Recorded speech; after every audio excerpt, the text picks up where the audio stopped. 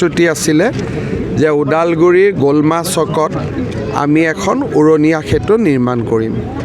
আজি ৰাজ্য চৰকাৰে ৬৩ কোটি টকাৰে গোলমা চকৰ ওপৰত উৰণীয়া সেতু নিৰ্মাণৰ আধাৰশিলা স্থাপন কৰিলে। BTC প্ৰধান হাগ্ৰামা মহিলাৰো উপস্থিত আছিল।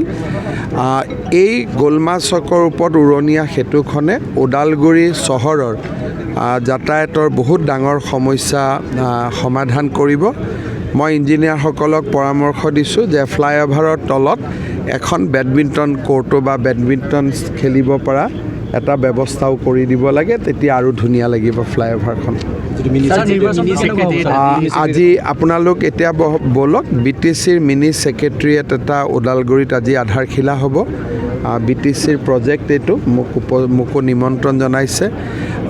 আমি ভাবোঁ যে কোকৰাঝাৰৰ লগে লগে ওদালগুৰিৰ যিটো গুৰুত্ব BTCত, বড়োলেণ্ড ইউনিভাৰ্চিটিৰ শাখা মিনি ছেক্ৰেটেৰিয়েট, মই ভাবোঁ যে ওদালগুৰি ৰাইজৰ কাৰণে ই বহুত সহায়ক হ'ব।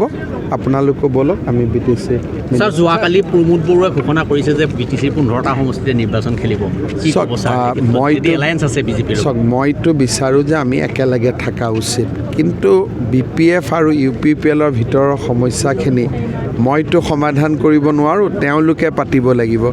সেইকাৰণে মই তেওঁলোকৰ ওপৰতে দায়িত্ব দিছোঁ। কিন্তু নিৰ্বাচনৰ আগতে দুয়োটা ৰাজনৈতিক দলক ডেফিনেটলি মই এবাৰ লগ পাই কথা পাতিম।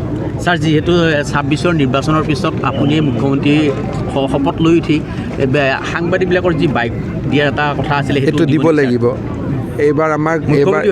এইবাৰতো আমি ফোন দিছোঁ যাতে মানুহে, আপোনালোকে ফোনটো বহুত ডাঙৰ শক্তি এটা সাংবাদিকতাৰ, আৰু এই অহাবাৰ আমি সাংবাদিকসকলক একোখন মটৰচাইকেল দিয়াৰ বাবেও ব্যৱস্থা ল'ম। আপুনি মুখ্যমন্ত্ৰী হৈ প্ৰথম পদক্ষেপ হ'ব। প্ৰথম দ্বিতীয় বুলি নহয়, মোৰ মুখেদি ওলাল যেতিয়া পাই যাব আৰু।